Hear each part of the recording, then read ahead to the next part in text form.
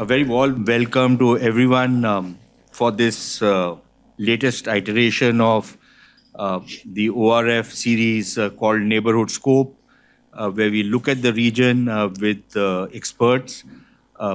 We analyze what is happening and what future trajectories are likely to be. And today we are discussing a very hot topic, which is what is happening on the AFPAC front or the Afghanistan-Pakistan front. A lot of major developments have taken place, and we've had a major attack just 2 days back in which about 23 Pakistani soldiers were killed, and tensions are brewing between Afghanistan and Pakistan. They've been brewing for a fair bit of time. And of course, there is also this new refugee crisis which is underway, which has more or less been ignored by the world because of other developments which have been taking place. But since we are part of this region, we simply cannot afford to ignore what is happening in the region. So we have an excellent panel today. We have Ambassador Javed Ahmed, who is currently a senior fellow with the Atlantic Council. He was the former Afghan ambassador to the UAE. We have Dr. Kamran Bukhari, Senior Director at the New Lines Institute for Strategy and Policy. And Kamran wrote probably one of the most prescient pieces when Kabul fell, where he more or less predicted the trajectory which we are currently seeing in events. So I don't think we can have anyone better than Kamran today. And then, of course, we have Dr. Aisha Siddiqa, who's a senior fellow at King's College, but she's more well known for her path-breaking work on the Mill Bus complex in Pakistan, the military business complex in Pakistan. And I think that's probably the only book of its kind, at least as far as Pakistan is concerned and the Pakistan Army is concerned. But she also looks at issues of terrorism, and strategy in the region and beyond. And finally, we have a young scholar from ORF who is studying Afghanistan very closely, Shivam Shekhawat, who's a junior fellow at the ORF. I'm Sushant Sareen, senior fellow at the ORF, and I'll be moderating this session today. So let me just start off first with Ambassador Javed Ahmed. And the question to you, sir, is a very simple one, that there is this expulsion of Afghan refugees, or if you will, illegal immigrants, depending on what side of the Durand Line you are. And it's causing a lot of bad blood. It's causing a lot of resentment inside Afghanistan as well. But in your view, how do you see this play out in Afghanistan, not just in terms of the humanitarian crisis that is unfolding, but also its political repercussions and its impact on the kind of militancy that we are seeing in the region? Ambassador Javed Ahmed. Well, thank you, Sushant, and thank you to the ORF for having me. It's great to be here. It's very interesting, Sushant, to see the broader developments in that region. It's quite disruptive, but it's also equally interesting to watch how Pakistan does its own crisis marketing, whether it comes to the Afghan refugees or other issues, and how it engages in this crisis diplomacy. It's always filled with deceit, with smoke and mirrors, and with theatrics. I think we saw with this recent display of one of their theatrics, unfortunately, how they publicly warned the Afghan Taliban to take a side, to either take care of the TTP inside the Afghan territory or expel them, or face the cost of choosing wrong. And if you choose wrong, then there will be consequences. It kind of loosely resembles the choice that the United States gave Pakistan after the September 11 attacks, in which they effectively told them that you're either with us or against us. So the binary choice that Pakistan has presented Afghanistan, and in this case, the Afghan Authority, is simply put, is that pick Pakistan and do not pick the TTP. And To the extent that I know the Taliban and my very limited knowledge of the group, I mean, these kind of warnings do not play well with them or with any other Afghans. So they have, and in doing so, they have employed multiple pressure tactics. I mean, of course, one is this very insulting mass expulsion of the Afghan refugees. Even though in general, I mean, this is my considered view, I don't think the Afghan Taliban care less about the Afghan refugees or Pakistan, or even for that matter, the TTP.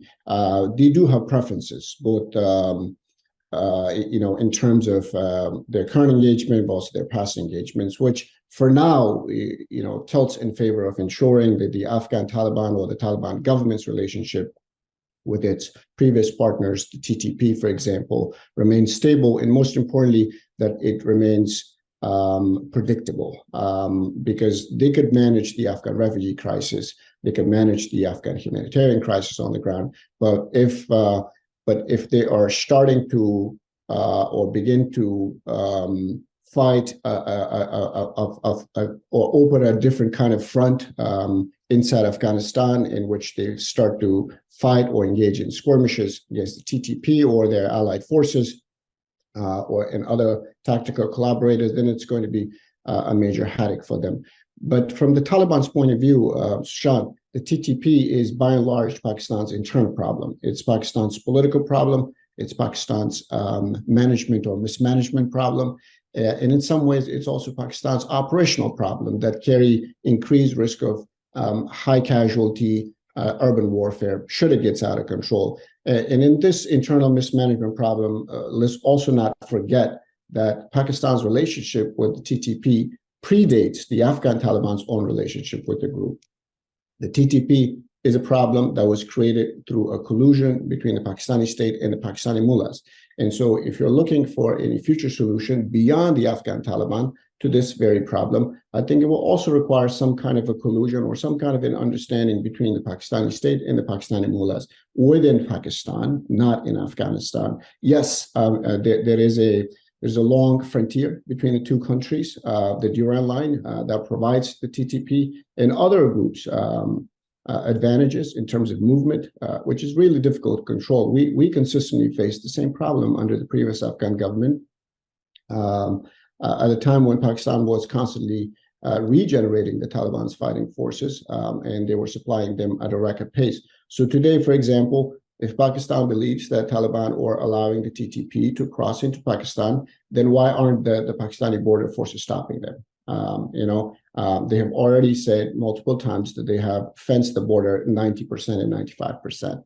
And if the border spillover was the primary issue for Pakistan, then how is it that the TTP is consistently managing to breach heavily guarded Pakistani military checkpoints or even prisons in major cities inside mainland Pakistan? They could, just instead stick to attacks in the border region, but they aren't. So I want to be clear in this case that both the TTP and the Afghan Taliban have much to repent for their current and past actions. But there's also an urgent need for, I think, an introspection of sorts and some kind of an institutional therapy, if I may say, within the Pakistani establishment to become a little bit more self-aware and self-sincere before expecting others like the Afghan Taliban to engage with them in earnest. Broadly speaking, I think if we look beyond the complex of Pakistan as a vastly divided country that's currently, undergoing serious economic crisis with all kinds of anti-Americanism and anti-Indian sentiments, there is a very unfair and very discriminatory treatment of ethnic Pashtuns inside Pakistan, but also Baloch and other indigenous communities directly by the Pakistani state. And this has, unfortunately, increasingly weaponized local grievances against the state, the Pakistani state. And this has nothing to do, again, Sean, with the Afghan Taliban. The Pakistani government treats those communities like a colony, as second class or even unwanted Pakistani citizens. And this has disenfranchised millions and millions of local Pakistanis. And in this process, they've created a very unmanageable very chaotic extremist problems on the Pakistani streets. I spent my own formative years in Pakistan's tribal areas, and I have long studied and been a Pakistan watcher. And I can tell you that, I mean, it's a great country, but I can tell you that the Pakistani elites fear, and we dealt with them, during the previous government as well, that they fear moderate Pashtuns a lot more than the extremist ones, like the TTP. And, in the TTP, within the Pashtun community, are a statistical minority. And they fear it because the narrative of the moderate Pashtun is quite democratic and quite nonviolent. And the Pakistani army doesn't like it because it directly challenges their own very perverse narrative. So Pakistan applies the exact same standard to its relationship with Afghanistan today. I can tell you that during the peace talks in Doha, the former Afghan government, they desired national sovereignty as part of any final negotiated settlement. And what Pakistan wanted was a piece of that sovereignty. They started to treat the former government not as an equal partner, but as a half state. And so to me, it seems today, just looking at this dynamic between the Taliban and the Taliban government and the Pakistani government, or the state, it seems like they're repeating exactly the same mistake with the Taliban by perpetuating this perception that Pakistan is the de facto gatekeeper to Afghanistan. And the Pakistani leaders have done very little to actually clear this perception, which has fueled all kind of mistrust among the Afghan people against Pakistan, but also select Taliban factions now. And this is new about Pakistan's objective, hidden or otherwise, inside Afghanistan. I'll stop there. No, but Javed, let me just ask you a quick follow-up, a very quick one. One of the reasons why the Pakistanis are expelling the Afghans out of Pakistan is because it's supposed to be a pressure tactic on Afghanistan, on the Taliban. But aren't the Taliban impervious to pressure from outside? Do you think they're going to give in to this as a pressure tactic, or do you think they're going to exploit it for their own political, for burnishing their own credentials? Because it doesn't look like they're going to give in to whatever Pakistan is asking of them simply because they're expelling 1 million, 2 million, 3 million Afghans. Yes, no, I'll tell you what they're asking of them, Sushant, because Pakistan's pressure campaign is quite sequenced at this point, as I see it. What they're doing right now is they want to compel the Afghan Taliban into compliance by using this mass expulsion of Afghan refugees for Pakistan as a pressure tool, which, Pakistan have long used as a political weapon, refugees as a political weapon against Afghanistan. This was exactly the case under the previous Afghan government as well. And they're also shutting down border crossings. They're in transit routes to pressure the Taliban government economically, not completely choke them off, but pressure them economically. They're also using their own public diplomacy to issue warning statements like, how Pakistan will no longer, for example, offer support to the Taliban government in international spaces. Yes, at times when they did, the Taliban needed it, but now not so much, mainly because, people are engaging with the Taliban to the extent that they want to engage with the Taliban. So far, the Taliban appears, largely unmoved by this. In fact, they seem to have managed the refugee problem very skillfully. But unless this pressure campaign results in significant changes in the Taliban's internal calculus towards the Pakistani demands, then I think the second phase in this sequence process, as I said, could be a direct action by Pakistan through irregular cross-border operations against the TTP hideouts in Afghanistan. And I think this is very important, Sushant, is that this could also very well include some possible targeted assassinations of Taliban leaders so that the Pakistani could send a message, but of course with plausible deniability. One point I do want to highlight is that this is something that I think that the Taliban leaders in Afghanistan understand also too well, is that the Pakistani ISI, at the end of the day, and my colleagues could actually speak about this, it's an organization that's a very, very pragmatic organization. And they're quite capable and would be quite willing to engineer the downfall of the Taliban's regime should they conclude that the Taliban are mismanaging their relationship with Pakistan. And I don't think it's there yet. But if they believe that they're becoming non-compliant or inhospitable to Pakistani needs, then it will become clear that starting from weakening the Taliban. But what will also become clear, at least in my head, it's already clear, is that the weaker the Taliban becomes in Afghanistan, the higher the risk of a renewed conflict that will definitely drag in the Pakistanis as well. Either way, for now, I think the tension has helped the Taliban government to expedite their own, social compact or the social contract that they want to reach with ordinary Afghans as part of their own power consolidation. How they are coalescing both the returning Afghan refugees and ordinary Afghans by telling them that, look, Pakistan is and was never your friend, and that these returning refugees will be looked after, they will be cared for by the Taliban government, but that they need to be patient. Economically, of course, as you said, it will be a financial shock. It is a financial shock for the Taliban to absorb more than 1 million returnees, especially in these winter months. And sooner or later, I think, attending to the immediate financial needs of these returnees, including feeding them and housing them and clothing them, I think it will require the Taliban government to make substantial spending cuts and also extract a lot more resources from ordinary Afghans in this already an austere economy. So it will become a little bit difficult. If I can just turn to you, we've heard from Ambassador Javed Ahmad on how this is playing out as far as Afghanistan is concerned. But and he's touched upon it, and in fact, he's touched upon a lot of issues, much of which is in my checklist.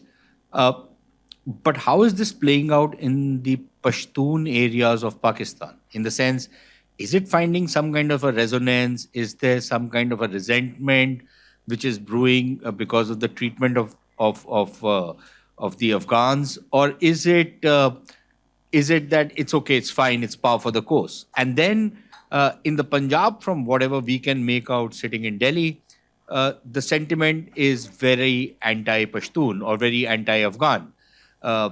And people are saying, well, they deserve what they're getting because of the kind of terrorism. What's your reading of how this is playing out in the Pakistani political space?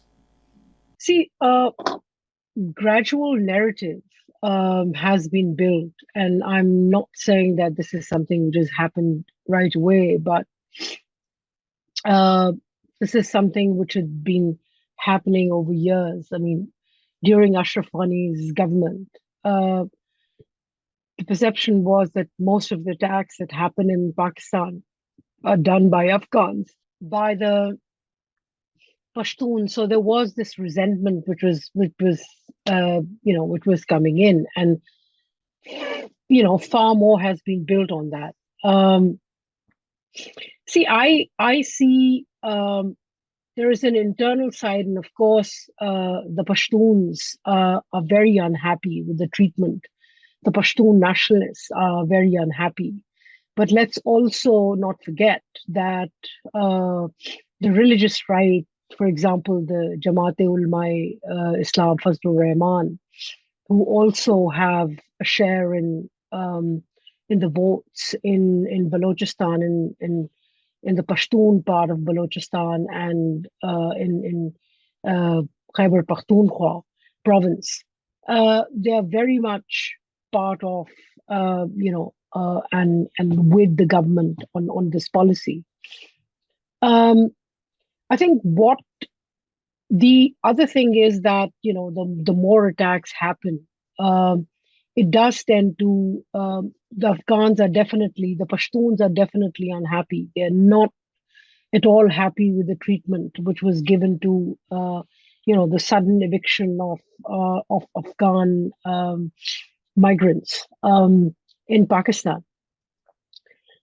I would not just look at the policy inside, but I also would like to draw your attention towards the larger geopolitical dimension of it. What I've been hearing in London, for example, is a sympathy within the British establishment, which then has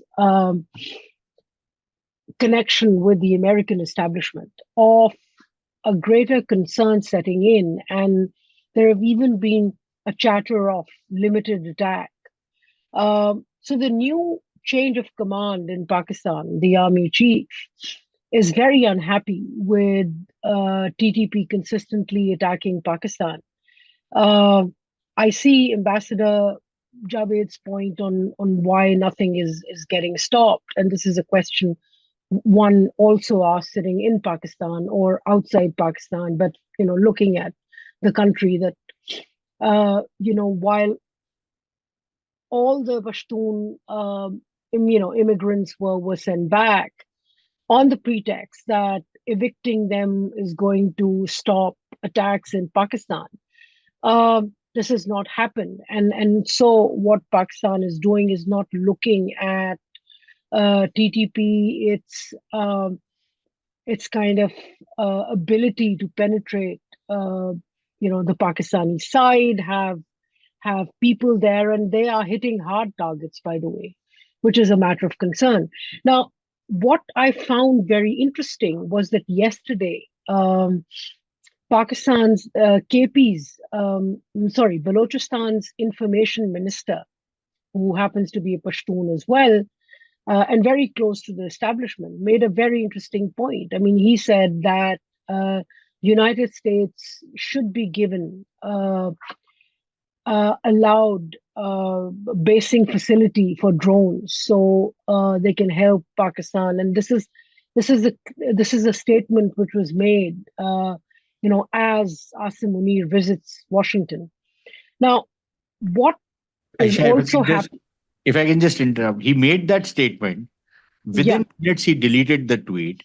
Now, did he let the cat out of the bag, or did he shoot his mouth off? Because the guy you are talking about has a habit of shooting his mouth off. And I don't know how much of a credible guy he is. Jan Achakzai is somebody who doesn't really shoot off his mouth. He is credible in terms of his links with the establishment. He's very much an establishment man, and he is being positioned every now and then. So, see what Pakistan has a problem, and it has a TTP problem. Whether it's self-created, whether it's something which has base in Afghanistan, Pakistan has not been able to convince the Afghan Taliban to stop support to the TTP. And also, as a matter of influencing and going back to the Taliban and saying that, look, this maybe we can call it pressure tactics, but what they're trying to say to the Taliban is that, look, you support us, one, two, we are the main kind of doorkeepers for your security and, your stability.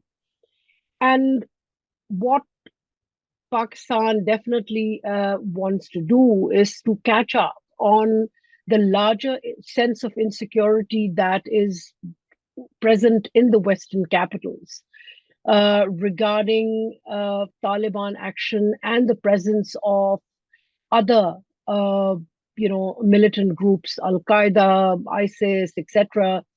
And the argument that is being made is that there is actually a larger threat to the world, not just to Pakistan. This attacks on Pakistan shouldn't be seen as just an attack on Pakistan. It has a kind of broader implication for the world. Now, and this is a two-way thing. It's not just that it doesn't have resonance in Western capitals. And this is what, this is the game that will get played in the coming days. So support from the West, and see, because the fact of the matter is that Pakistan cannot even afford to do a limited attack without much support, without important capitals helping it. Because what starts in Afghanistan is not going to end in Afghanistan. That war is going to blow over into Pakistan, and unless there is solid support. Now, for that, it is managing to kind of divide, the Pashtun population, And what it's saying is that its argument is that the Pashtuns may be unhappy. It's mainly the Pashtun nationalists who are unhappy. The mullahs amongst the Pashtuns are not making the kind of noises that have to be made. I hope that answers your question. Within Pashtun nationalists, if you count people like this guy Dawar and others of the PTM, they have said that you need to wage war in Afghanistan to get rid of the Taliban. So they seem to be on the same page as the mullahs. That's well, but again, there is that divide within the Pashtun nationalists. I mean, this is not something what Manzoor Pashtun is saying. Manzoor Pashtun's PTM is saying something else from Mohsen Dawar. Mohsen Dawar, who seems to be, who's part of the parliament, but who seems to be closer to not just the Pakistani government, but also the UK government. And from what I hear sitting in London is that, there is sympathy amongst that portion of the PTM, of the Pashtun nationalists. So there is that divide within the Pashtun nationalists. I mean, I was really surprised when I heard Mohsen Dawar say that, yes, there has to be a limited war, because that is something which is echoing the sentiments within the Pakistani military establishment as well. And this is what he seems to be saying. He did come under criticism by other Pashtun nationalists. I think the PTM, which is led by Manzoor Pashtun, understands that this will attack. We are going to go after Afghanistan. We are going to beef up Pakistan's security through a limited attack. Is something which is going to bring greater war to the tribal areas, to the Pashtun society, and therefore they are uncomfortable. So that way, Pakistan's establishment has been good in keeping, some part of the Pashtuns on its side. And here you can't say that it's all entirely mullahs, but when we say that it's also part of the Pashtun nationalists, then we have to look at who is saying what. Point on which to come to Kamran, because this is right up your alley, Kamran. You now have a situation where there's a kind of a stalemate. It's a kind of a standoff. The Taliban have, in some ways, they are doing to Pakistan what Pakistan did to the United States. That it's your problem, you need to sort it out, don't expect us to go after these guys. That entire thing which the Pakistanis used to tell the Americans, and very convincingly, it's the same arguments which we are hearing from the Taliban now as far as TTP is concerned. So what are Pakistan's options? They have tried to turn the screws on through economic measures, pushing back the refugees.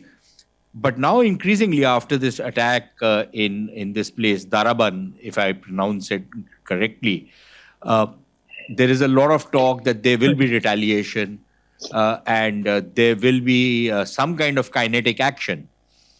Now, clearly, this thing is escalating. Do you think limited war is an option even if the rest of the world is going to be supporting Pakistan? Do you think that's even a realistic option for them? Doesn't it enmesh Pakistan into this unending kind of a conflict? And as Aisha says, that it then spills over into Pakistan's Pashtun areas, which is virtually more than half of Pakistan, if you look at in terms of the landmass. How does this then play out? Is this even an option for Pakistan? Well, thank you, Sushant, and thank you, Oref, for having me. Look, this is a very complicated situation in the sense that the war is already in Pakistan, has been for decades. The insurgency from 2006 to 2016 by the TTP in Swat, in the tribal areas in urban Pakistan, attacks as far south as Karachi. And everybody knows about the attacks in Lahore and Pindi, Islamabad. No one has forgotten that. So this war is already in Pakistan. Yes, the ferocity has decreased since 2016. The attacks are few and far between. Most attacks are taking place near the Afghan border in KP. And so, but it's a war that's already taking place.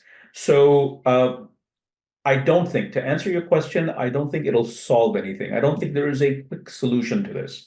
And the reason for that is, does the Pakistani state have the intelligence that it needs to strike a blow at the TTP, where at least its ability to strike in Pakistan, is, if you will, disrupted? I hesitate to use the word eliminated, because elimination assumes that this is a finite actor, and it can be given a death blow. I mean, it's kind. I would draw an analogy with what the Israelis are doing in Gaza, with the idea that they will destroy Hamas, and the idea, and the question is, does that mean you're going to dismantle their government, eliminate the top leadership?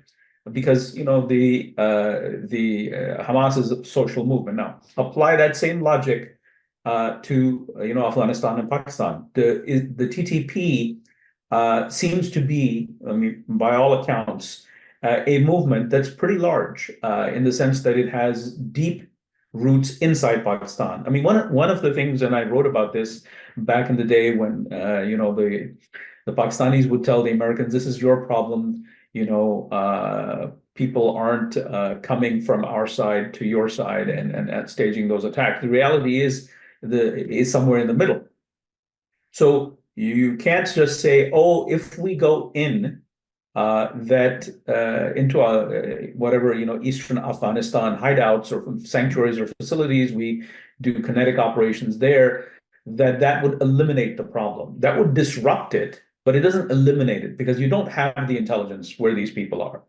The United States did not have that kind of intelligence, and so I doubt the Pakistanis have that kind of intelligence. Plus, as I said, the TTP has deeply penetrated the Pakistani side of the Durand Line. And this isn't just sort of like, we have to imagine TTP in sort of concentric circles. There are the actual fighters, then there is their wider ecosystem. I mean, they cannot, this is like a fish that has to swim in a water and in an environment that's conducive. So you have support networks. I mean, they're amongst the mullah community, they're amongst the tribal communities. They cannot strike the way they do without deep penetration. So I don't think, while I understand the imperative of Pakistan to go in and do these things to gain some respite, I don't think that it's going to lead to a solution anytime soon, because this is a much wider problem. I mean, this conversation over the divisions within the PTM, for example, underscore what I'm trying to say. You have those like Mohsen Dawar who say, "Hey, let's go in and do cross-border operations." There are others who don't. I mean, if you look at it from the PTM's point of view, it's sort of caught in the middle, where on one hand, the PTM, and I mean PTM, not in the sense of factions, but as a movement as a whole, their position has been very clear that Taliban in Pakistan, or Taliban on this side, is a tragedy for the Pashtun people, for people living on both sides of the border. And they've accused, not accused, I mean, they've clearly blamed the Pakistani state, and rightfully so, for creating these conditions. So if the Taliban are weakened on both sides of the border, on one hand, that's a good thing. But then the question is, what will happen to both sides of the border? The PTM isn't something that the Pakistani establishment is going to allow to fill the vacuum. And then who's going to, if the Taliban regime is weakened, as Ambassador Javed was saying, who's going to take over? You go back to the state of civil war. So This is a very complicated situation that years in the making. It's decades in the making. And so a problem like that cannot be solved by kinetic operations. And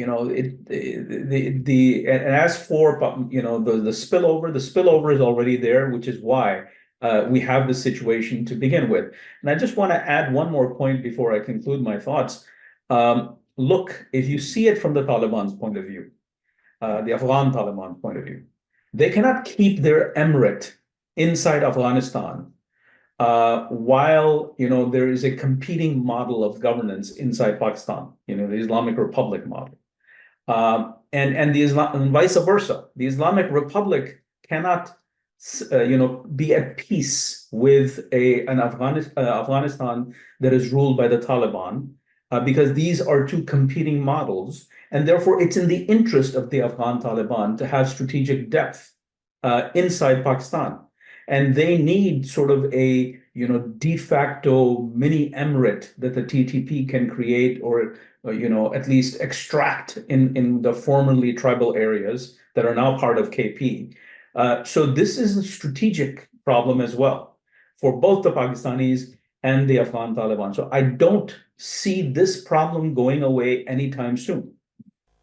So glad you touched upon this, because this was going to be my follow-up, because we are all talking about the kinetic operations, what needs to be done, what does not need to be done, what is feasible, what is not feasible. But I think this last point which you've touched upon is really at the heart of the problem. The question, however, is and I think Ambassador Javed touched upon it, is there a kind of self-awareness or sincerity in the Pakistani military mind of what they are actually up against? Or are they just looking at it from this very narrow prism of terrorism, of a recalcitrant Taliban, of an ungrateful Taliban? That's the way they are framing it.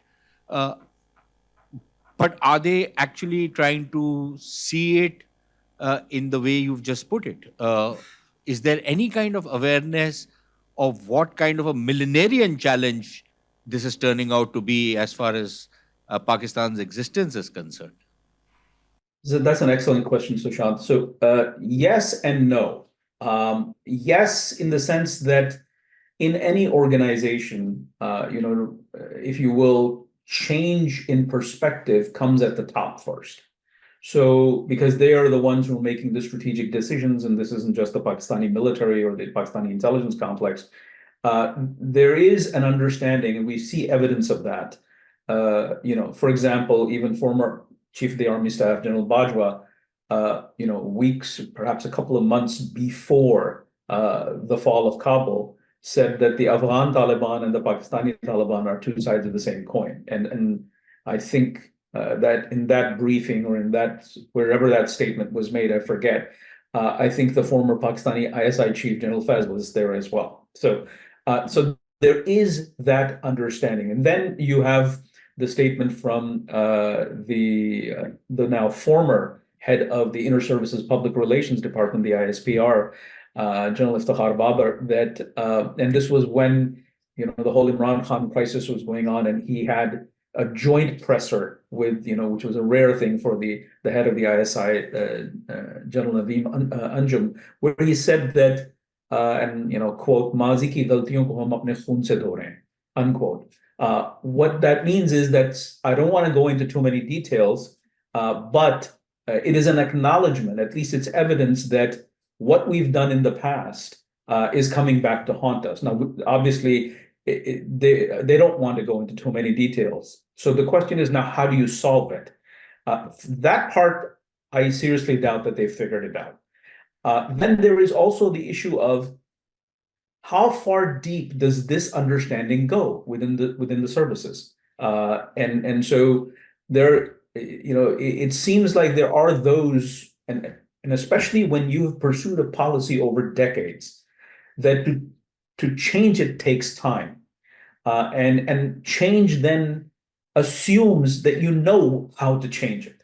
So I think that there is a self-awareness of we call it sort of like there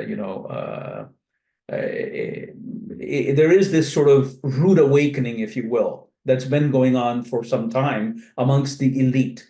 But then deeper in the service, I don't know if this has been socialized. I don't know to what extent it's been socialized that, hey guys, whatever we did in the past doesn't work. We need to come up with something different. And at that level, Sushant, I think that it's still being treated as a counterterrorism problem, a counterinsurgency problem.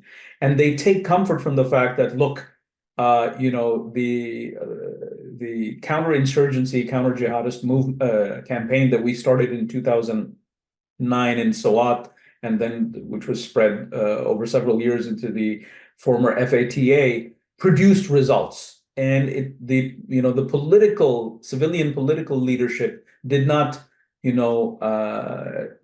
establish, or did not extract peace dividends from it.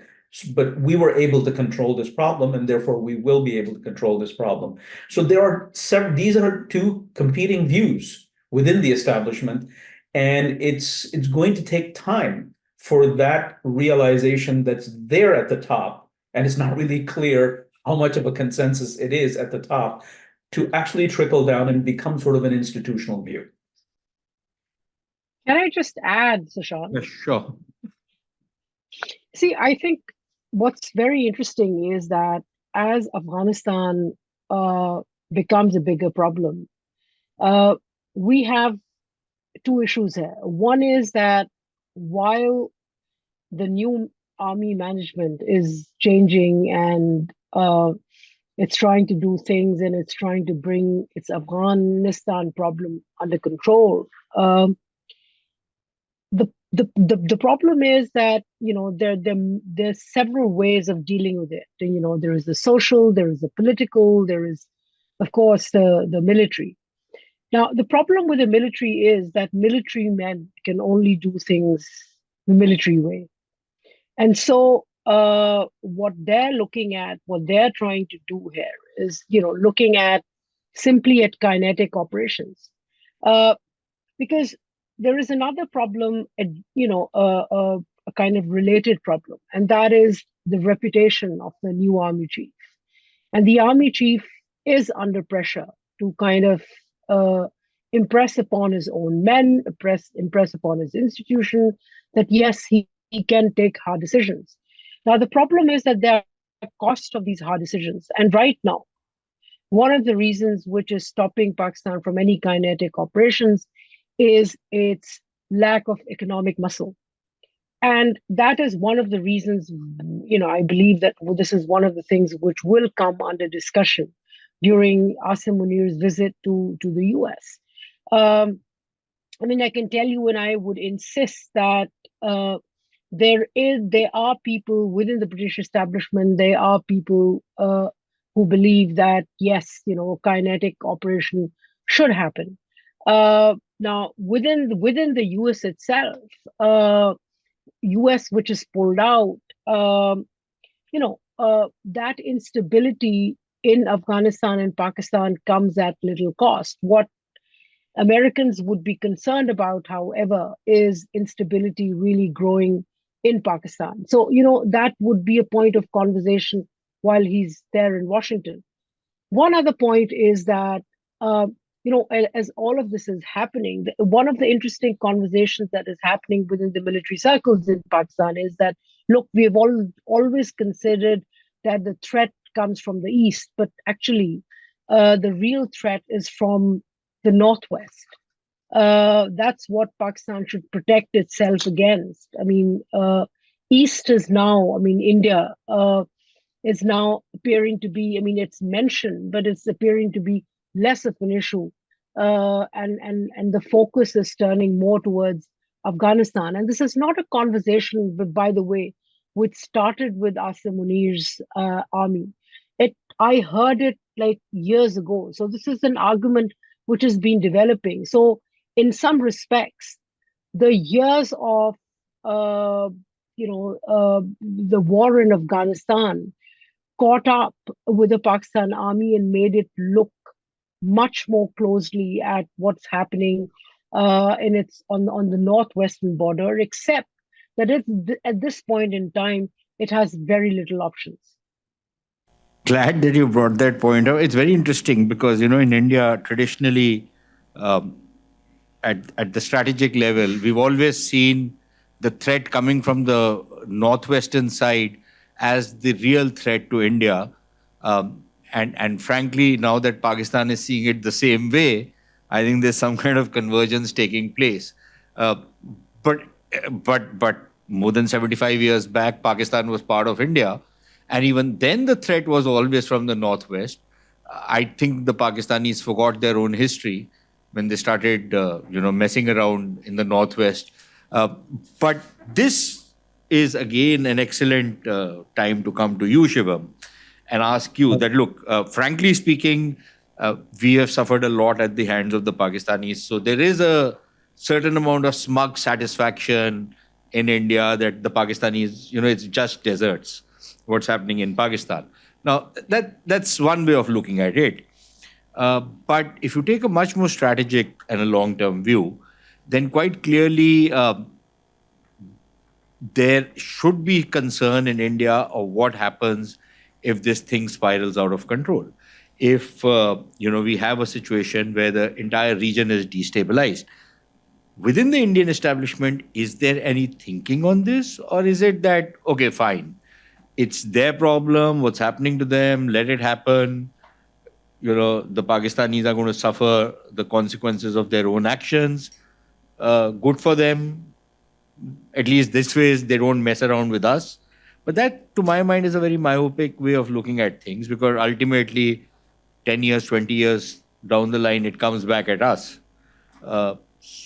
What's your take on what's the thinking out here? I completely agree with you. If you think about, if we look at this whole situation, and you mentioned, definitely, if we can look at it two ways. First, if we see at how India, the fact that 2 years back when the Taliban returned, the fall of Kabul happened, the Taliban was back in power, there was kind of, some positive expectations in Pakistan with regards to, all the past 2 decades, 3 decades of them trying to gain more strategic depth inside the country, that will finally bear fruit. They might finally have now a regime which is more friendly towards them. So that expectation was there. So now 2 years later, when we see the developments that have happened, like the terrorists at the TTP, the attacks by TTP that have increased exponentially the disastrous state of the bilateral relations between Pakistan and Afghanistan. So if we look at it from a strategic point of view and a short-term view, definitely it assuages some concerns for us with regards to, at least that there could be some sense of satisfaction that Pakistan's overall aims of kind of increasing its influence inside the, with the Taliban or inside Afghanistan have not borne fruit and have not come to fruition. But I completely agree that we can't discount the threat of terrorism that this current situation could pose at us and the region in general. Since the return of the Taliban, one of our biggest concerns has been the terror threat, and with the TTP gaining foothold so in an increasing way, and the Taliban's, if you could say, unwillingness or inability to control them, so that raises concerns for us. And there are other there's kind of some sort of a competition between different terror groups who have kind of got a safe haven in Afghanistan. They now have more operational freedom. There are groups that are more inimical to India, like Lashkar, Jaish. There are reports about their numbers increasing. They are there. So I think all these concerns, all these are things that India should take seriously. Then secondly, I think if you also look at how India's relationship with the Emirate has been since 2021. I mean, I think the shift is both ways. For example, if you look at how the Taliban now view India, there's also some sense of willingness amongst them to kind of engage more with India. Now, this could be seen in terms of putting pressure on Pakistan, considering that relationship is not going well. And there's also been some sort of, relative increase in India's engagement with the group. And that is contingent on the fact that the Taliban would act on terror groups. the Taliban have given assurances as well that they would not let Afghan soil be used against India. But we all know that there's a caveat attached to that. The assurances were also given in the Doha Agreement, the assurance. So that has not worked out. So I think considering how the Taliban have been acting in the past 2 years, considering they're now more, I won't say like completely internally coherent, but there's some sort of coherence like amongst them. So I think, and they're more efficient or more powerful than before. So all these, we can't, I think India should look at those assurances with a pinch of salt. So it has to have its guard up with regards to how the situation pans out in Pakistan. And if, considering like all the other panelists also mentioned, there's no clear solution to this. There's no like in the short term, we don't see any of it being resolved automatically. So I think if the attacks keep on increasing, if the TTP continues to be so powerful, if the Taliban is unable to, if it refuses to act, if it's unwilling to act, or if it's unable to act, I think all of those are risks that India should take into consideration moving forward. If I can just come back to you now. Clearly nobody likes the Taliban, but everybody has to do business with them, given the fact that they are a reality for now. But the problem is that if you want to even replace them, where is the resistance? There is some inside Afghanistan, but I don't think anybody is ready to help them. The old leadership is not ready to work with the new resistance. And the old leadership, in any case, is so discredited that nobody takes it seriously anymore. So even if supposing somebody had to take on the Taliban, who is going to be able to do it, given the fact that the Americans, for example, have said very openly that we are not ready to do anything. We are not ready to sponsor or support any resistance movement. I don't think the Europeans, including Britain, is ready to do it. Although what the Brits say publicly and what they do privately are two entirely different things. But they are also saying the same thing. I don't think there's anybody who's ready to back an anti-Taliban front. So if there has to be a challenge to the Taliban, where does it come from? Does it come from ISIS? And if it comes from the ISIS, then everybody will double down to support the Taliban rather than the ISIS. Not that there's much difference between the two, but even then. So it doesn't look that there is likely to be any kind of a change in the foreseeable future. Absolutely. No, that's a good question. Sushant, before I answer this, I wanted to add very quickly to Aisha's last point about, the limits of what Pakistan could and couldn't do when it comes to, any possibilities or likelihood of future cross-border operations against the TTP. Because when it comes to the TTP, which has a historical relationship with the Afghan Taliban, I think this whole thing, as I heard it right now, and how I perceive it, just reading about this in the public spaces, in the public domain, is that this whole thing has slowly mutated into kind of a reverse insurgency against the Pakistanis or the Pakistan state, tactically supported by elements within the Taliban government, who then, ironically, as you said in your earlier remarks, owe their own victory to Pakistan to a larger extent. So the distinction that the Pakistani government right now is making, or was making in the past, between the good Taliban and the bad Taliban, has now, effectively become bad Taliban and worse Taliban. But if you speak to senior Taliban leaders, and this is also in the public domain, public reports, many of the Afghan Taliban leaders carry their own grievances against Pakistan, like how they were imprisoned by Pakistan, how they were insulted, how they were tortured, their families as well, how they disappeared. Some there, still have disappeared in the Taliban leaders. Senior Taliban leaders don't know anything about them, how they were killed. So they have not forgotten that. And if you follow some of the Taliban channels, they speak of Pakistan in very, negative terms. So, what the Pakistani leaders in this case are, however, ignoring in their own, ongoing crisis marketing, and I suppose this is what Asim Munir will be doing here in DC as well, is that the TTP, and I don't think we should forget this, it kind of comes to, the limits of what Pakistan could and couldn't do, but it also plays into the expectation that Pakistan has of the Afghan Taliban vis-a-vis their demands against TTP, is that the TTP is not a monolithic organization. It's a consortium of several spin-offs and breakaway factions that, somehow loosely operate under one leader right now, Nur Masood. Maybe Nur Masood is the overall leader, but they also have operational leaders, across the different spin-offs and factions, and they have some kind of an operational autonomy. So they have also, and this is very important, is that they have these tactical partnerships and loose transactional alliances with all kinds of groups inside Pakistan, inside Afghanistan, in Central Asia, like, the Uyghurs or the IMUs, and, inside Pakistan, what will be, the various Baloch groups, but also scores of unaffiliated freelance jihadists. So now there are jihadists within this consortium that were regarded once as proxy groups, but they now operate their own proxies, a proxy having a proxy, a contractor now having their own, a previous subcontractor, now they have their own, contractors. So the network in which I'm trying to say is that the TTP operates today in that region will ensure with Afghan Taliban, without Taliban, the TTP fighters in Pakistan do not face a shortage of volunteers or shortage of fighters or resources like weaponry or raw material or fertilizers and explosives or whatnot, or logistical hurdles for that matter across the Afghan-Pakistan frontier, or don't have problem accessing the black market or finding targets to hit inside Pakistan. So it doesn't seem like the Afghan Taliban have that kind of bandwidth or resources to control all of them,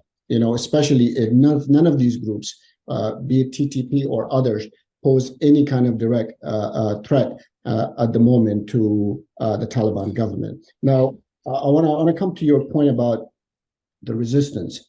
The Afghan resistance, Sushant, is both an expression of anger and opposition at the Taliban, but it's also a political goal. But just because a handful of people going public and they're referring to themselves as anti-Taliban opposition or anti-Taliban resistance doesn't necessarily make them one. At this point, there are easily well over 22 declared or undeclared resistant or opposition groups. Some of them wants to fight, even though they do not command any kind of organized fighting force on the ground. There are others who wants to fight, but they want to establish some kind of a military republic by promising to organize their own former ethnic militias. And in doing so, they are also seeking Western support. In this case, particularly support from the United States and the United Kingdom. There are also resistant groups who wants to talk to and engage in a dialogue with the Taliban, but none of them has volunteered a plan, or they don't have a semblance of the plan, or that the Taliban have refused to engage with them because of their own distasteful past directly with the Taliban. Then there are virtual resistant groups who are, dangerously peddling, and this is very important. They're peddling a very factual agenda, and they don't want to be, part of Afghanistan altogether as a group or as an ethnic group, and they refuse to be referred to as Afghans, and so they are advocating for some kind of a softer partition of the country to create their own, confederacy of microstates along ethnic lines. Now we are living in a new reality, as you said. Today, now who is Afghan and who isn't an Afghan, or who call themselves an Afghan, who isn't, who doesn't like to be called or referred to as an Afghan, it will need to be negotiated among us as Afghans. But no matter what we call ourselves, the world still recognizes us, the region recognizes us as Afghans. For now, none of the political groups, none of the resistant groups, both who are on the military side and non-military sides, have a broadly acceptable affirmative message for the Afghan people. They don't have a central leadership. They don't have a shared platform. They don't have a shared organization. They don't have, as I said, a semblance of a plan. The only common thing that the broader nascent opposition groups have among themselves is the word opposition and nothing more. So they are, in fact, the main loser, I must say, in their own game. If you ask any of these groups who they see as an alternative to the Taliban, they will point to themselves, saying that I'm the alternative. And I don't think, that's the way forward, especially if you have a reality, a very distasteful reality like the Taliban sitting in Kabul, in Kandahar, and elsewhere. But the last point I want to make is that just because we, as Afghans, don't like the Taliban, it doesn't automatically make it someone else's problem to fix it for us, be it the United States or India or Pakistan or the UK or others.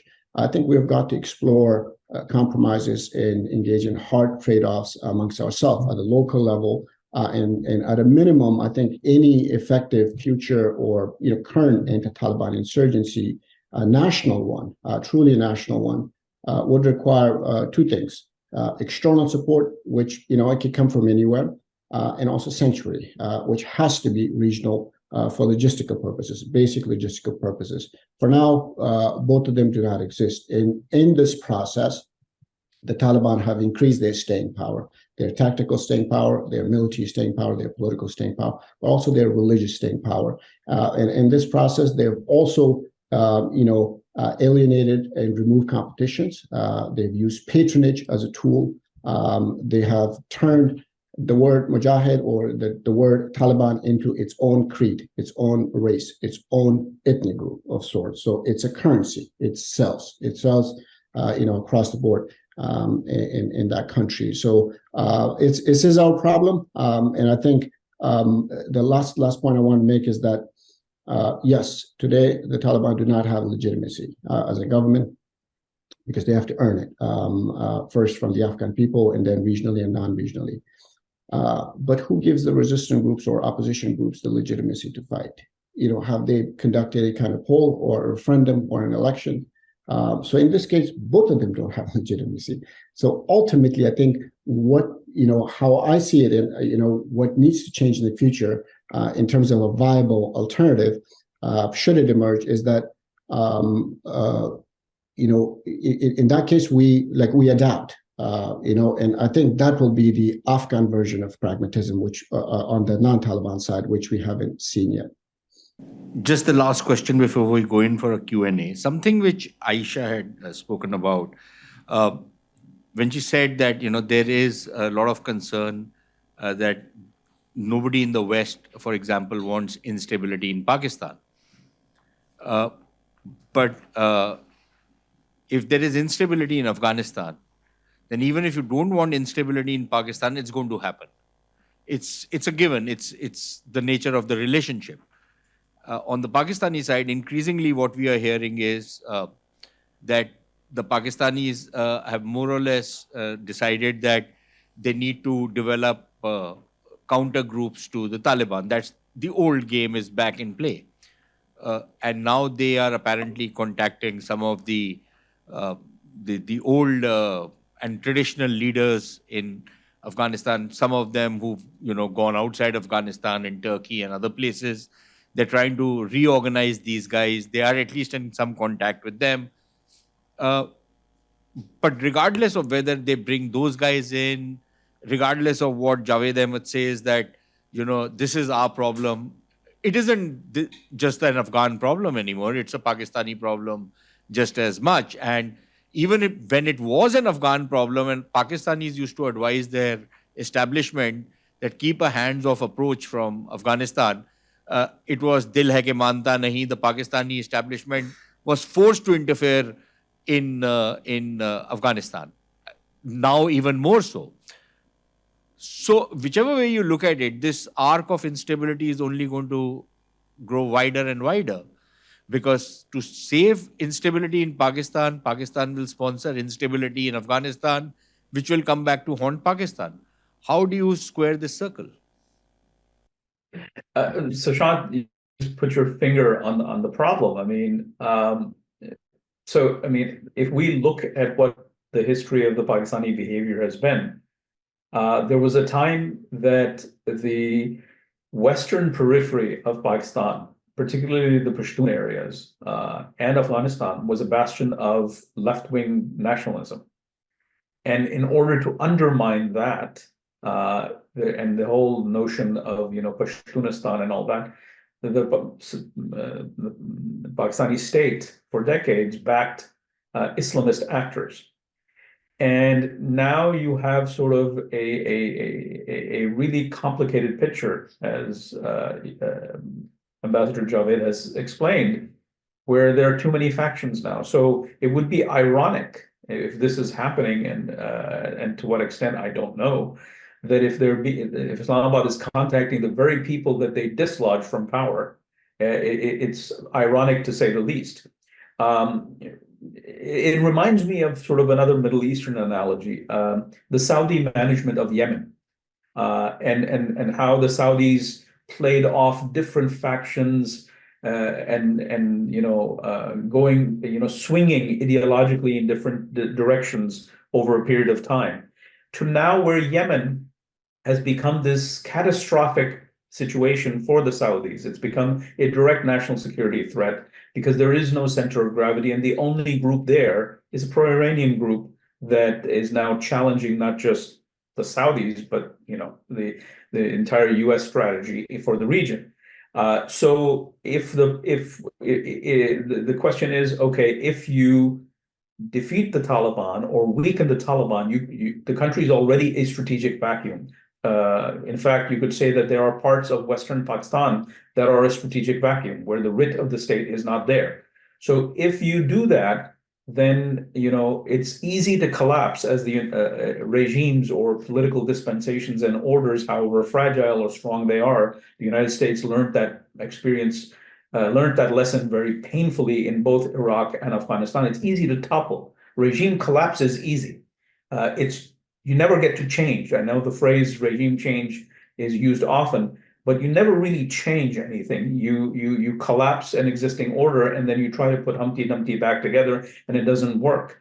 So yes, I mean, we're seeing this arc of instability that could move into multiple directions. So it is moving right now at a very alarming rate from Afghanistan into Pakistan. And then going back to the issue of how does the strategic community in New Delhi look at this and say, what if this instability in Pakistan cannot be managed, and large swaths of territory in 5-10 years from now are no longer under the control of Islamabad, a weakened Islamabad? What does that mean for stability and security and prosperity for India? Likewise, if you project it deeper into Eurasia, deeper into Central Asia, the Uzbeks are asking the same question. The Kazakhs are asking the same question. We haven't talked about the Iranian angle in all of this in this conversation. So this isn't something that Pakistan can manage with the help of the Americans and the Europeans. The Iranians have a huge stake in this, and it's an entire different conversation, and how they will project influence. And then, of course, the Chinese have serious investments in these regions, and it's trying to make sense of it. And so what will their behavior be, and how that will shape things.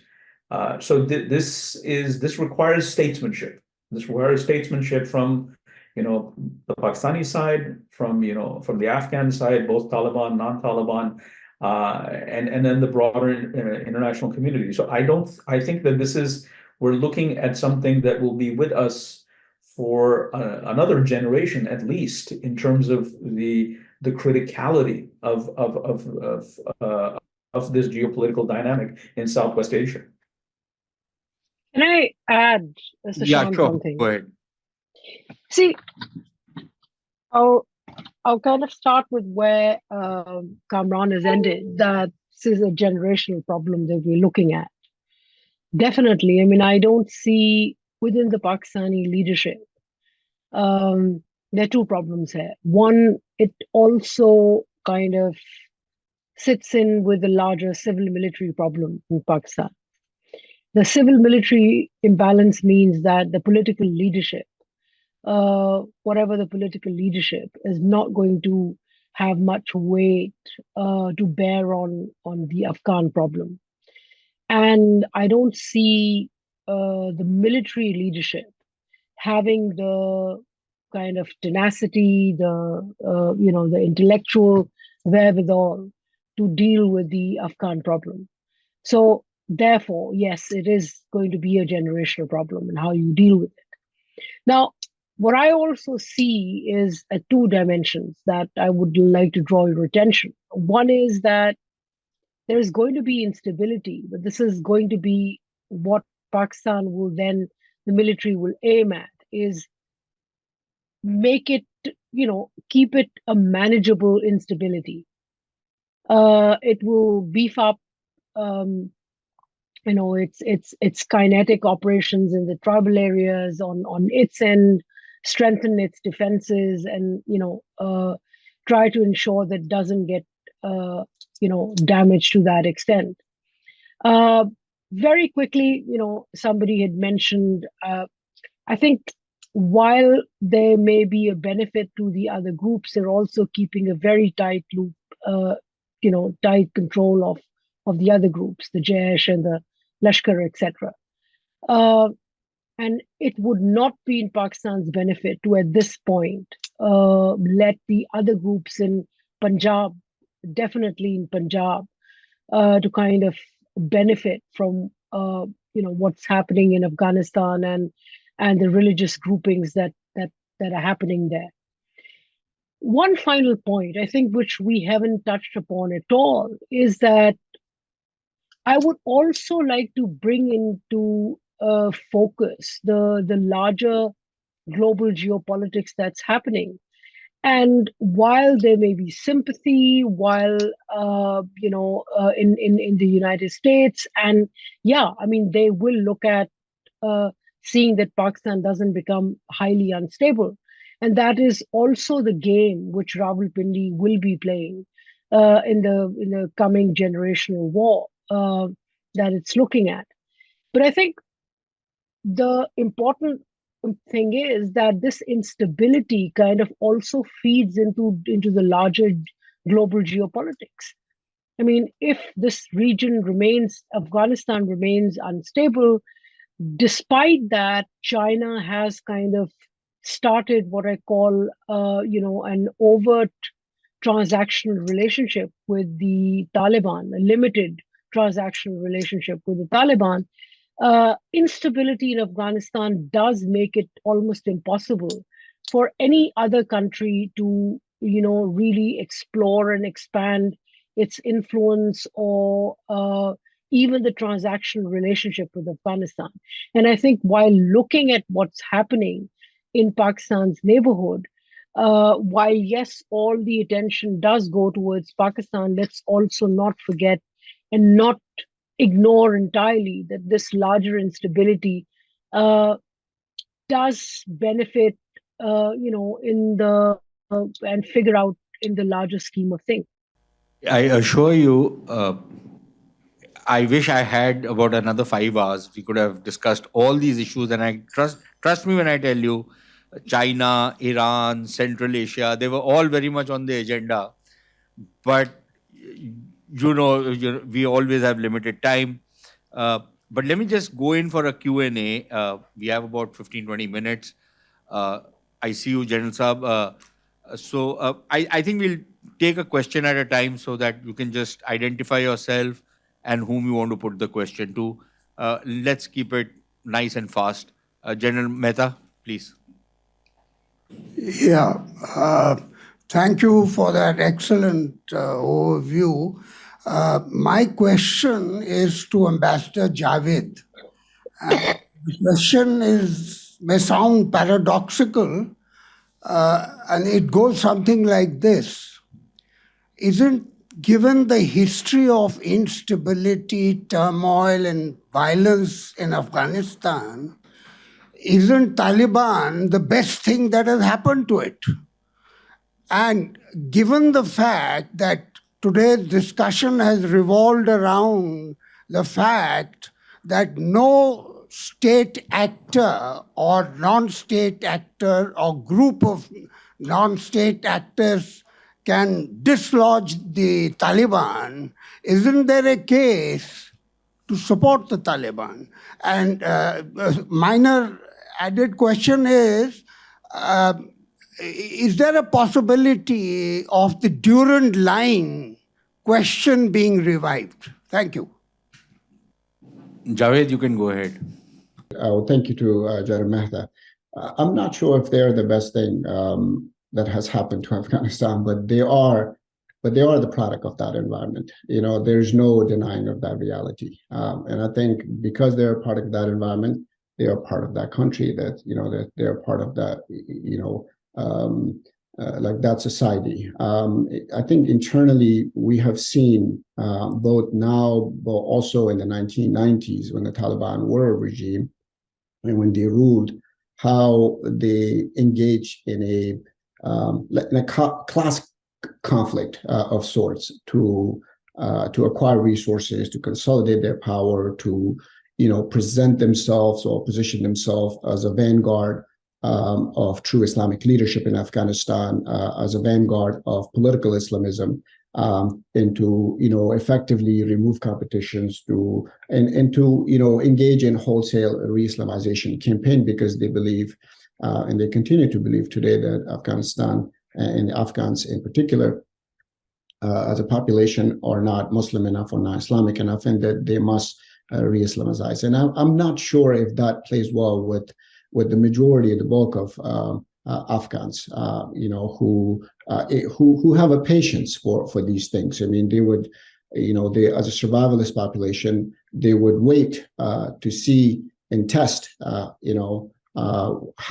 a particular group fares domestically, and then they would act. And I don't think that collective sense among the majority of Afghans, Pashtun, non-Pashtun, on the non-Taliban side have set in. And once that's set in, I think we will see some kind of action, domestic action, unless the Taliban changes. But how long that would take, we have no idea.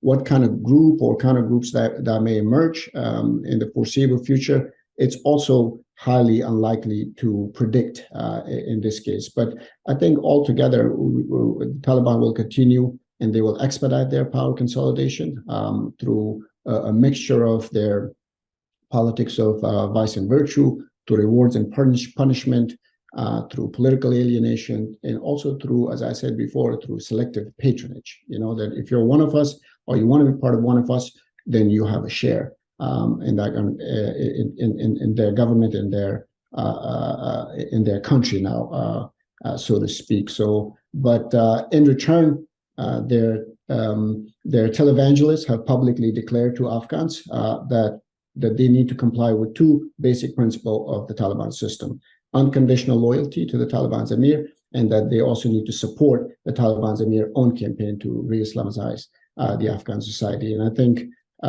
in this case, we have completely lost the broader view of how a state should look like, because the Taliban's clerical power and the Taliban's executive power have effectively merged.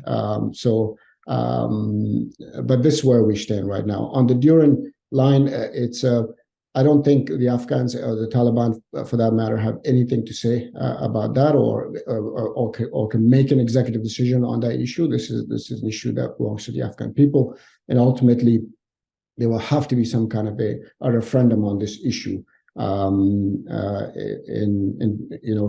for Afghans in general, and as a whole, to decide what to do about this. Just like in Ukraine, for example, President Zelensky cannot make a decision on this current status of Crimea, on whether or not to, surrender to the Russians on that particular issue. I don't think the Taliban government can do, or any government for that matter could do, with respect to the Durand Line. A comment on what Sushant you asked, Shum, or regarding the threat that kind of emerges for India if the violence does spread into Pakistan and the arc spreads out, and what are we looking at it or not? Yes, I think we are looking at it, because firstly, we must understand the fact that the Pakistani state has not given up any of the non-state actors that it uses vis-a-vis us in the first place. I mean, they may have controlled their activities, but it's not completely stopped, number one. Number two, the threat of, we've already seen Pakistan complain of American leftover weapons being used by the TTP in Afghanistan. Now, that's a real threat, because we've had examples of some weapons slipping into the valley as well. Now that is a huge concern, and of course we are monitoring that. And there's no, I mean, the Indian state, of course, is absolutely kind of seized the matter, and I think that's the reason why we have opened this outreach to the Taliban also, where at least we are aware of the developing trends and where it's all going, not even from a Taliban perspective, but also from the Pakistan perspective. So we are not taken by surprise. So I think that's a comment I thought I'd make. Then Aisha, to you,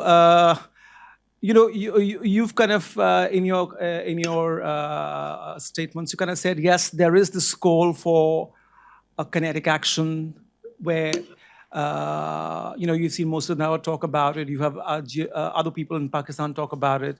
There are echoes within the Pak military establishment for a kinetic action. You say there is support within the Western capitals also for Pakistan because they don't want Pakistan to melt. So now with Asim Munir there, and you also mentioned that Asim Munir will be discussing something like this. Do you see the West actually pushing Pakistan to undertake such action in the first place and support it both politically and militarily?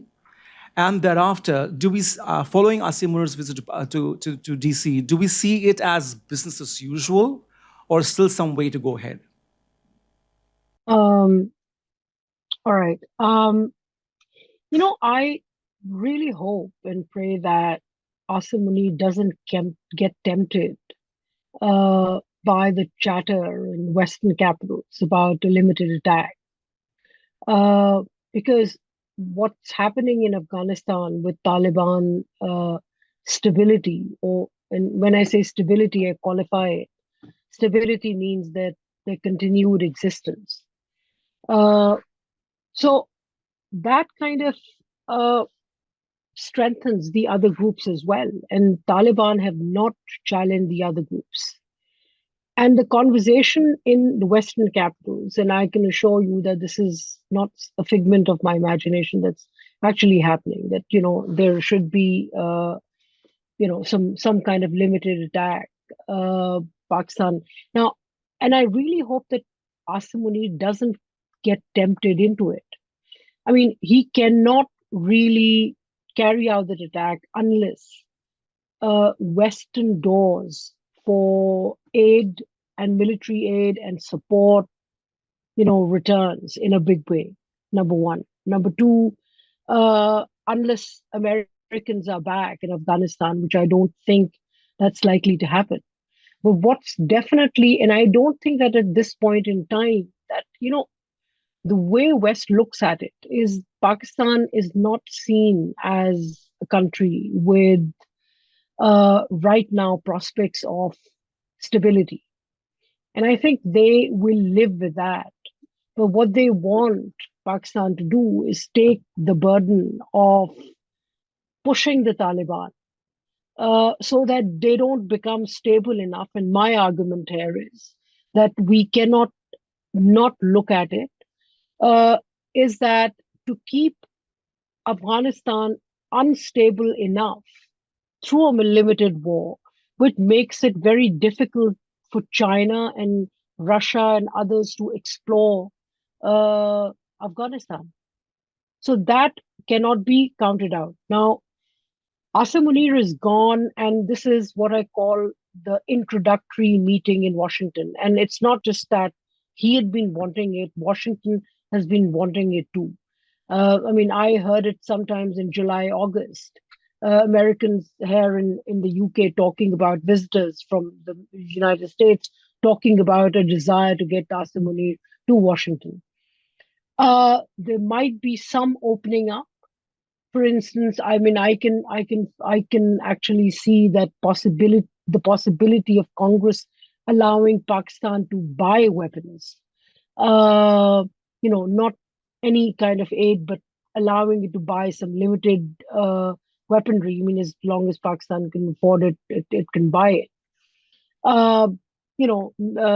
Training, a bit of expansion of that. But I don't see a major shift in relations there. But I think what is important is that this is a step forward, and Pakistan is keeping in conversation with the United States. This is what Asim Munir and his army wants, and they've got it. You're right there, Aisha, but the point is you just mentioned yourself that Asim Munir has to show that he is in command and control and he can take hard decisions. And yes, he has consolidated his position, no doubt. So what's there to prevent him from taking on something like this if there's a little nudge from the Western capitals? That was I don't think it has to. No, I don't think that it's a nudge which will do. The nudge will have to be accompanied by with some help, more material help.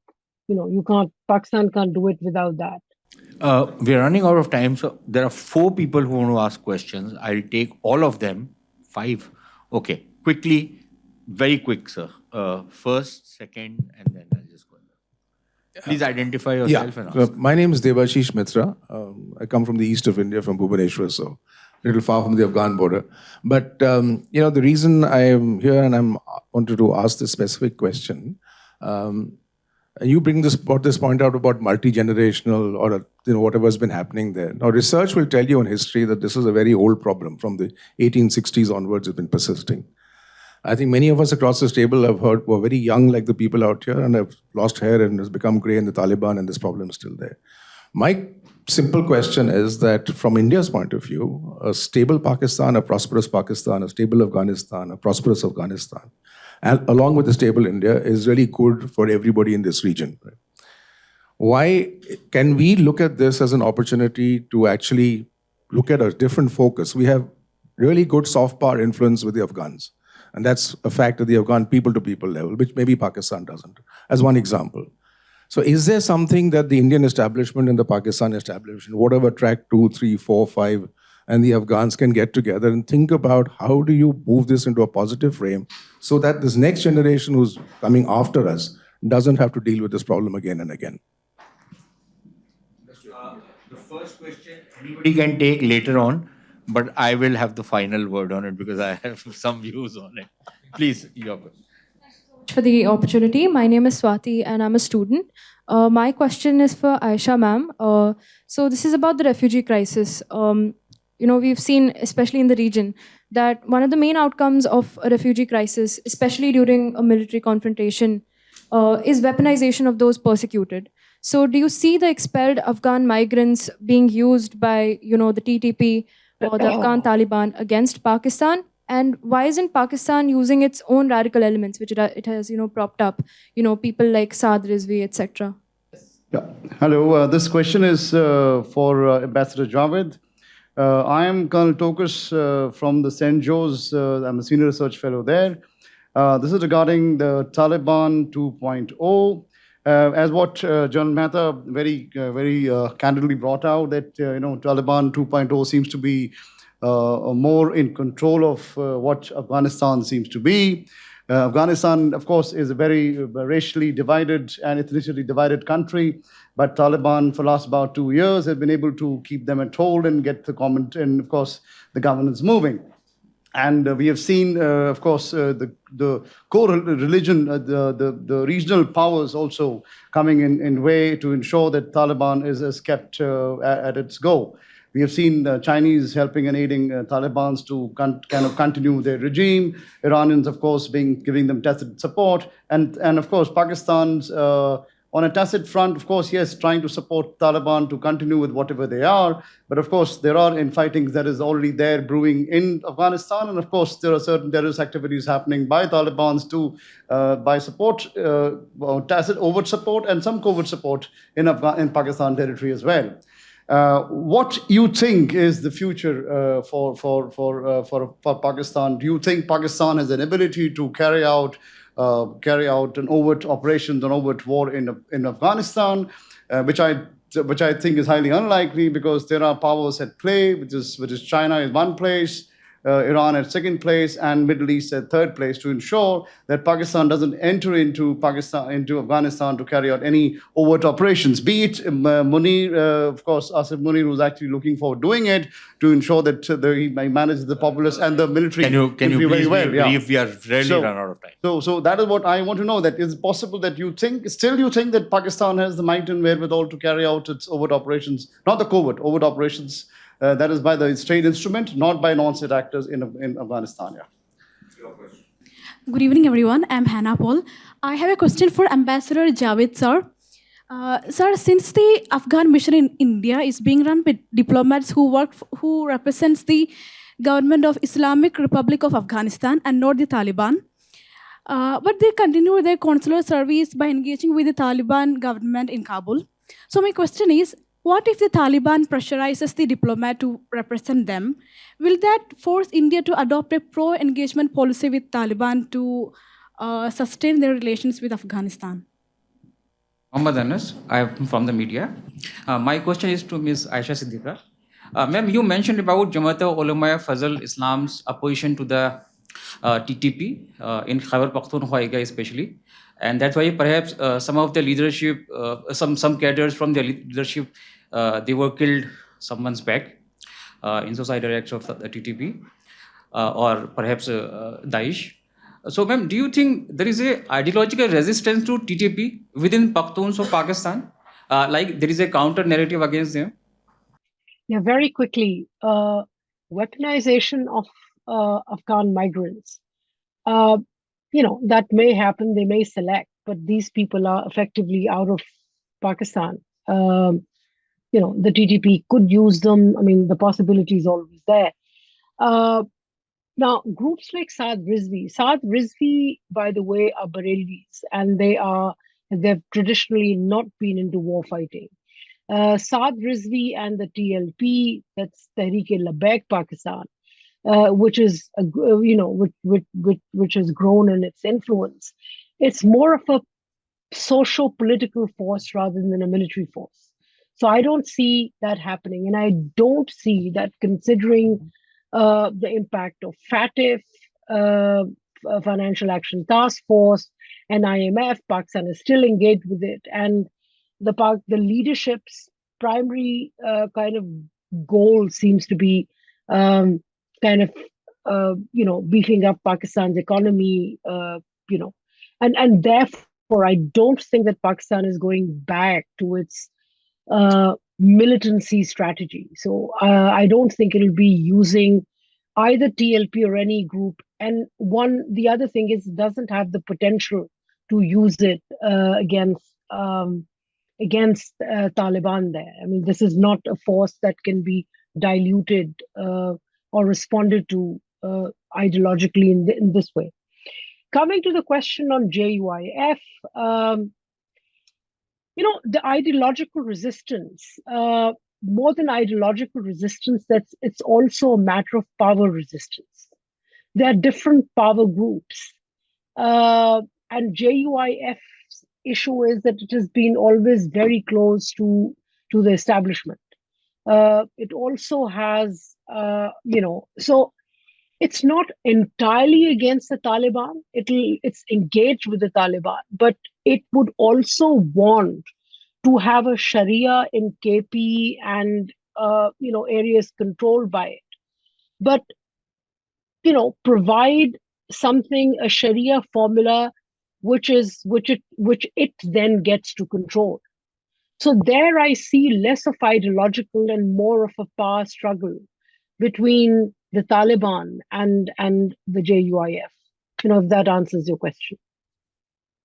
I could actually speak quickly to the questions that were asked of me. The first question, I think it was a twofold question by the Colonel.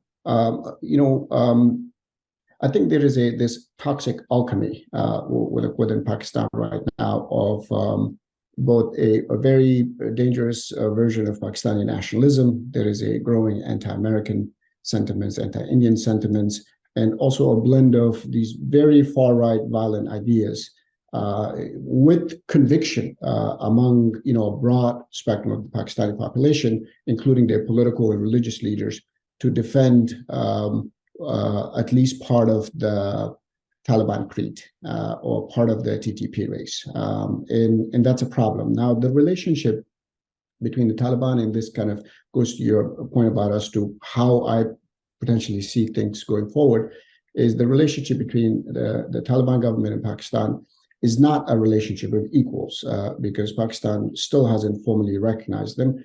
But overall, I think I would monitor three possible developments in the months ahead, which I think could further strain the bilateral relationship between the two sides, but it could also complicate any Pakistani ideas or plans against possible actions against the TTP. First is watch out for possible adjustments in TTP's own operational toolkit inside Pakistan, their tactics, as they push for territorial gains in Pakistan. Now, those territorial gains could be very minimal. They could take just a district or a small locality in Bajawar, for example, but that would be significant. And here, I'd pay a particular attention to the likely expansion in TTP's own tactical collaborations, their tactical partnerships with regional network of these commercial and unaffiliated jihadists beyond the Afghan Taliban, and how this will increase their lethality on the ground.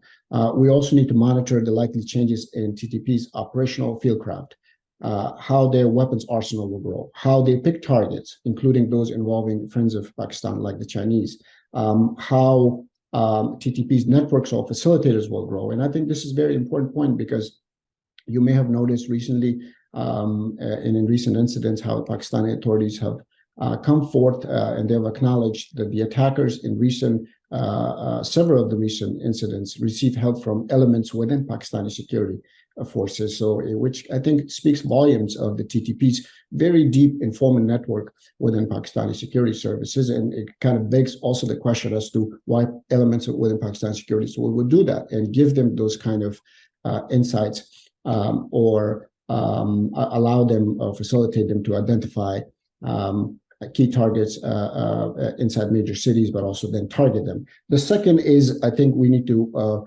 also monitor a possible push by the Pakistani public on their leaders, for whatever it's worth, to rethink how Pakistan's own mismanagement of the TTP problem has shifted public sympathy in local communities inside Pakistan away from Pakistani soldiers and toward extremists. Think about this, and I want to give you an example. When ordinary Pakistanis in affected communities in Waziristan or Balochistan or in Khyber Pakhtunkhwa, when they refuse to offer funeral prayers to the members of the Pakistani army or police who were killed by the TTP or other groups, I think it should raise eyebrows among the country's establishment. So that's why and I think Aisha mentioned this, is that in major cities today, like South Punjab, you have militant groups in the Pakistani army who are holding competing recruitment grounds and recruitment drives, overlapping ones, to recruit people for their respective services. And this is a big problem. The last one is the war chest problem. And Aisha mentioned this, is that I think at some point, and maybe Asim Munir, this is on Asim Munir's agenda right now, is that they need a sign-off from Washington. I sense that the Pakistani leaders' decision to go after TTP will be expensive, and they would need American resources, even though this is not an American problem. But somehow TTP will have to first become an American problem before the United States joins the fight. And I think this is an important area to watch. And part of this would be the concerns or the dangers of lone wolves attacks that kind of traces back to the TTP, that has some kind of lone wolf inside the mainland United States.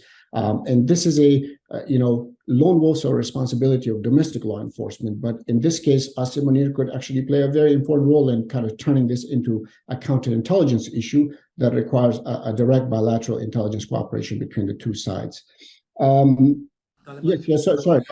It was on the embassy in Delhi because it's being manned by the people from the Islamic Republic, but it's working with the Taliban in Kabul.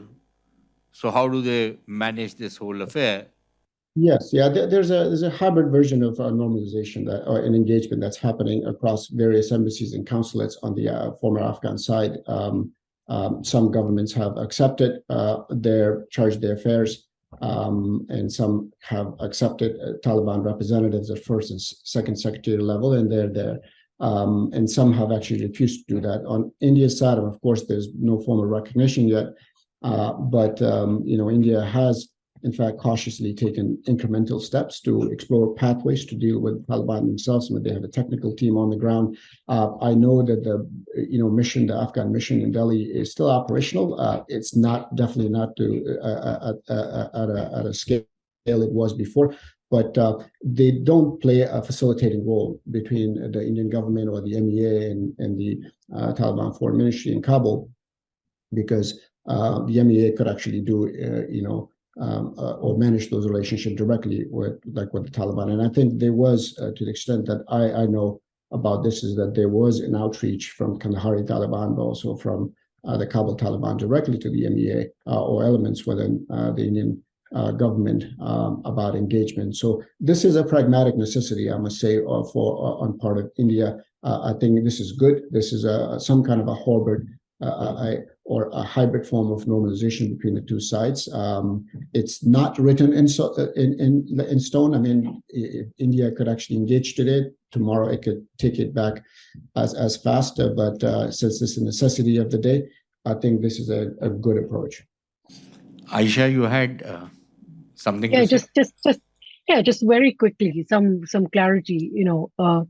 Ambassador was making some points, and I wanted to clear that I never said that Pakistan military is actually recruiting in South Punjab. It's not. And if there are groups, and I'm not saying that these groups are being completely shut down. They're kept in this cold storage. They're there, but the possibility of the militant strategy in mainland Pakistan opening up is very limited. In fact, if anything, it's going to hurt Pakistan if it does that, especially if it gets connected with larger militancy in Afghanistan. Also, one point which I wanted to make clear, because the ambassador again repeated it a couple of times, I think the change that is in Pakistan is that there is far greater opening up towards engagement with India, of course, within its limitations. I'm not saying that Pakistan is ready to open up and say, yes, let's become best of friends and, completely accommodate, and we'll pull away from issues like Kashmir, etc. But I think it's important for me to point out that, and I think that the ambassador would either visit Pakistan or, kind of see a bit more of Pakistan, that issue is not there. In fact, Nawaz Sharif, who's been brought back to Pakistan, one of the things which has been consistently saying, and he repeatedly said, is that there should be trade ties, there should be friendly ties with India and within the region. So it's important to understand that for Pakistan right now, Afghanistan stands as really the main issue that it has to deal with, not India in the traditional way. In fact, I would argue that if you look at social politics in India, there seems to be much more signaling that Pakistan is looked at much more negatively. There are many reasons to it, but in Pakistan, the mood is different. Thank you. No, I just like to add please. one. We are totally out of time. Kamran, anything to say in conclusion? No, I think that my colleagues and everybody else covered it pretty well. I just want to say, look, to the question that was raised about the multi-generational issue and the potential for something that the three countries, Afghanistan, Pakistan, and India, can do together. I just want to say, yes, there is, but while there's space, there are also constraints. So for a sort of a regional effort to manage this situation, you need first, the Taliban to change its behavior. Then Pakistan has to settle socially, politically, in an economic sense. And then, of course, the domestic politics of India have to settle as well in some shape or form.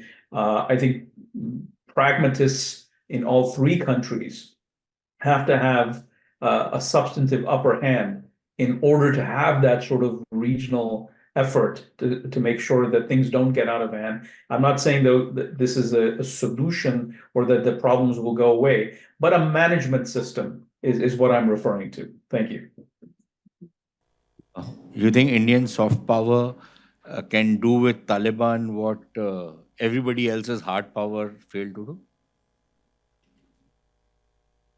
I think my short response to this would be no, considering what's happening at the moment. I mean, India has historically had, one of the biggest assets that we had in Afghanistan was the soft power, the cultural affinity, the mutual respect and admiration that was there between the two people. But what like the developments in the last few months with certain questions with regards to student visas, with regards to there being a general fatigue in terms of coming out to support the people in Afghanistan. Like there was a recent earthquake in Afghanistan, multiple earthquakes, I think in October, and to see such a big event which affected so many people, pass out of public memory with no public statement from I don't think India came out with any support with regards to that, which was very astonishing and a bit difficult to understand, considering however it's dealing with the Taliban, some sort of engagement has begun that is, the pragmatic considerations and everything, but considering the enormous influence that it enjoys with the Afghan people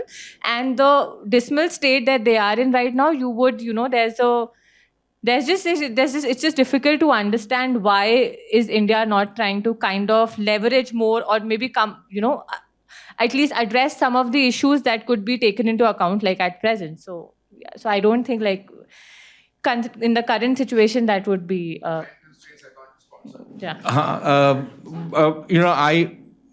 just take the last word as the chair, simply to say that, and your question again, that, look, ideally a stable region is a utopian idea. It's a great idea. If it was to happen, it would be great. Unfortunately, I don't think it's going to happen. I'm fairly confident in anybody's lifetime who's sitting in this room. I don't see it happen because I don't see the urges for that coming out or the sense among the powerful elite sections in either of the countries actually coming onto the same page and thinking the same thing at the same time. India might think something at one point of time, but it might get no response from Pakistan or Afghanistan. If Pakistan is suddenly thinking that the time has come to start some kind of normalization with India, I think there's very little appetite in India for that. In Afghanistan and Pakistan, relations are only going to go from bad to worse. So yes, in principle, I would agree with you that yes, that's a perfect situation.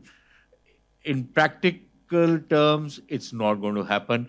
But I have to end it out here. And thanks a lot, Kamran, Ambassador Javed, and Dr. Aisha.